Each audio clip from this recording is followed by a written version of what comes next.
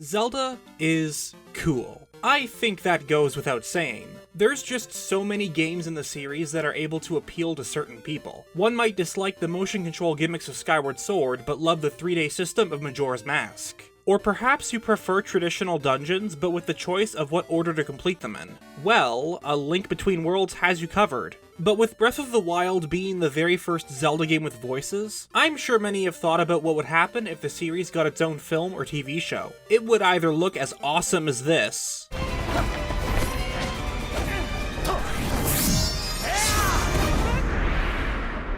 or not as awesome. Well, excuse me, princess. Obviously, one of the reasons the Zelda cartoons haven't aged as well is because they only had source material from the first couple of games to work with, which wasn't a whole lot since the original Zelda didn't really have a strong narrative. But if you think something like that is gonna stop me from watching this, you'd be wrong. Last time we talked about the first episode, but I think that we can do better. Let's go over both the second and third episodes. It's going to be great. So let's talk about episode 2. Good, because it's time for spring cleaning. Let's not talk about episode 2. Aw, come on. Cleaning. You know, I don't think I've ever related to a main character this much. So Zelda wants the whole castle to be cleaned up, but Link's not having any of that. So he does what anyone would do to avoid responsibilities. Pretend to be sick. He must have watched one of those YouTube tutorials or something. Meanwhile, Zelda decides to open one of the windows which lets one of Ganon's burbs in. Talk about convenient timing. Zelda? Zelda? Zelda? Just kidding. Apparently the stench of Link's clothes is so foul that it drives the Moby away. And this just raises the question, why are they even cleaning the castle? If it's really that bad, they should just weaponize the stench to keep Ganon far away from the Triforce. Orderly ways do not make one brave, and neatness does not a kingdom save. I think the Triforce of Wisdom was actually onto something here. After another failed attempt at getting a kiss from Zelda, Link is somehow able to weasel out of his cleaning even when Zelda calls him out for faking it. Time for me to clean out the castle. Of course, Ganon decides that this is a great time to come up with a scheme, so he makes preparations to head to the castle. Back in the evil jar!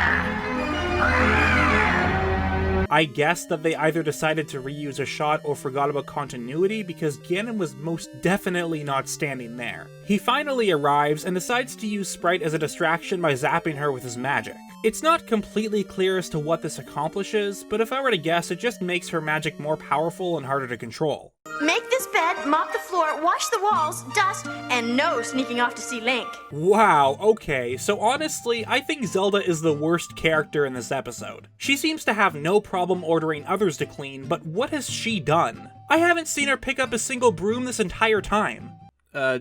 Okay, I guess she technically did pick up a broom. Maybe Link was onto something by pretending to have a cold. Sprite's magic ends up doing magic things that cause the castle to flood with water. Honestly, the best part of this whole scene is the bumblebee buckets. I don't know why, but they just crack me up. The Triforce of Wisdom is mine! When combined with my own Triforce, it will make me ruler of all Hyrule! Once again, maybe less talking and more doing what you came here to do, but despite this, he does manage to get the Triforce and flee to the underworld even when chased by Link and Zelda. Good on you, Ganon, you actually accomplished something. Link knows of a shortcut though, and if there was one person I would trust in the world, it would be this guy. I've seen enough anime to know where this is going. Link and Zelda manage to free themselves until they realize that plot twist. Link's shortcut was actually a trap to capture them. Maybe Ganon is a lot smarter than I initially thought. Perhaps I was too early in judging him.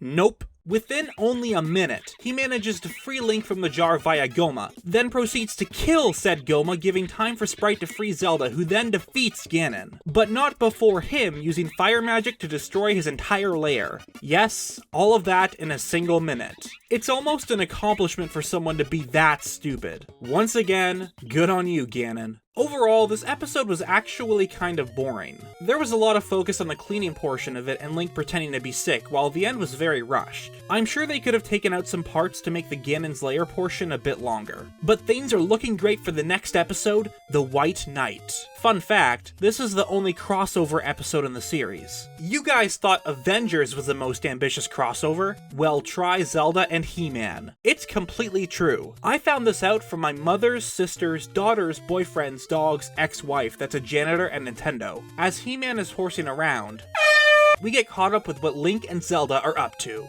And this is the part where they actually explain some of the motivations of why Ganon wants to take over Hyrule.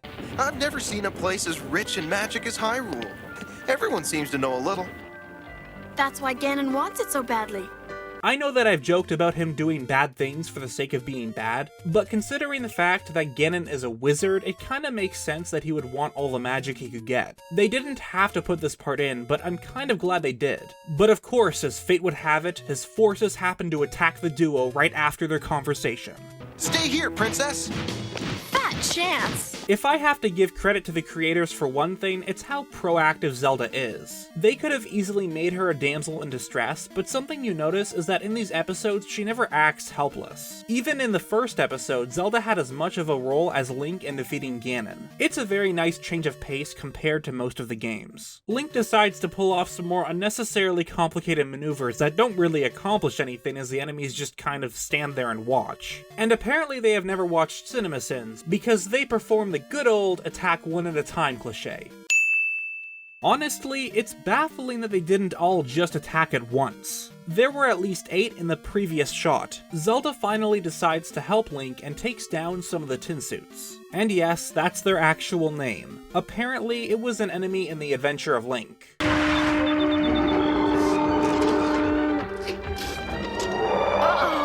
an Octorok! Sweet Hylia, that's an Octorok? Wow. 8-bit graphics really don't do the games justice. I always thought these creatures were small and kinda cute, but apparently not. Now I'm going to have nightmares for the next week. Link finally decides to use his head, and instead of finishing the job, both the Octorok and Tin Suit decide to fight over a red rupee. I guess being a part of Ganon's military force doesn't pay much, huh? That brings up a good point though. Why do these creatures even need money? Before we can further question the motives of said monsters, we'll take a short break with this match of Wii Sports Tennis.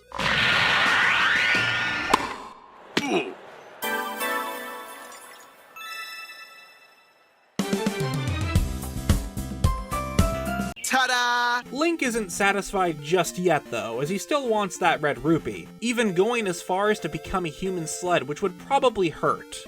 A lot.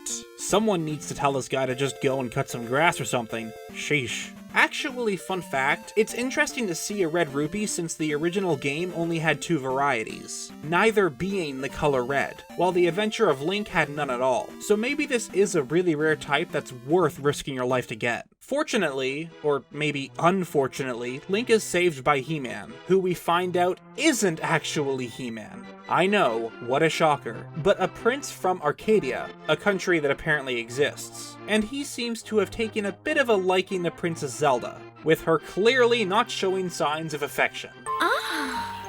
And his name is Prince Facade. Something tells me that we shouldn't trust this guy. But Zelda's parents must have never lectured her about talking to strangers, because she agrees to ride with him on his horse, even though I can't stress it enough that she just met him.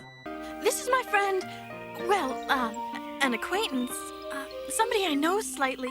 His name's Stink. If you couldn't tell, this is the part where Zelda starts to get really annoying. Like, he might be a bit obnoxious, but remember that this is the guy who saved you from a giant freaking dragon. And I'm starting to question even Prince Facade's intentions. If you look closely, he actually cops a feel when assisting Zelda onto his horse. But it's already been 7 minutes since the episode started. I just wonder what Ganon's up to. You and me both, Link. Well, as usual, he's planning another super elaborate and foolproof plan. Apparently, he's dealt with Prince Facade before, so he knows his secret weakness. What is that weakness? Could it be some sort of kryptonite? Let's find out from Ganon himself. Proud of his looks, he never let himself get dirty, not even to save a princess! I honestly should have seen this coming. The guy didn't even want to shake Link's hand. Though I do have to question this logic considering the fact that he willingly picked up a red rupee that a presumably slimy Octorok was holding. But it's a cartoon, can't think too hard about it. Zelda continues to fantasize about the prince storming her own tower while completely forgetting about Link. Honestly, at this point he could just leave her and let Hyrule be taken by Ganon and I would be completely fine with it. Where is Link, anyway? Did he just look for him under the chair? That's kind of random. Though honestly, given Link's personality, I wouldn't be surprised if he was actually there listening in on the conversation. Oh well, at least Link still has Sprite to talk to. Zelda's a snoot. I like you just the way you are. Especially at the moment. Link, get out of there. Get out of that castle and never turn back. But instead of heeding my advice, Link decides to try and impress Zelda with his very fashionable looks.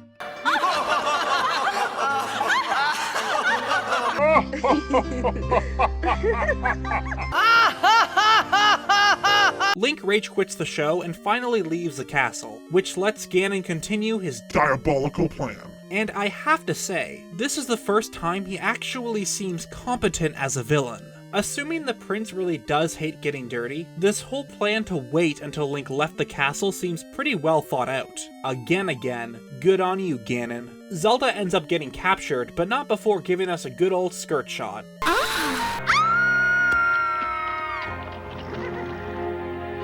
She's in trouble! Okay. I talked before about how Link could hear Zelda scream but not the giant dragon attacking her, but this is straight up ridiculous. There's no way he would have heard her from that distance. Oh, heck. Excuse me, Link. Was that a bad language word? We don't say heck here. It's a family-friendly channel. Prince Facade makes chase for Zelda, forgetting that he does have a horse. And just before he's about to save her, they take a dive into some mud. It's okay though, I'm sure that he'll put his fears aside if it means rescuing the princess. Sorry, princess, no can do, I'm afraid. Well, who could have seen this coming? Definitely not me. And I'd like to remind everyone, this guy was willing to pick up a dirty red rupee, but was unwilling to save a fairly attractive girl. But to be honest, I think Zelda is to blame for this. Hold it right there, Zola! It's not worth saving, but I'm doing it anyway! I can't believe I'm saying this, but I 100% agree with Link. Anyways, he saves her. Both of them reconcile, and Zelda has one more loose end to tie up.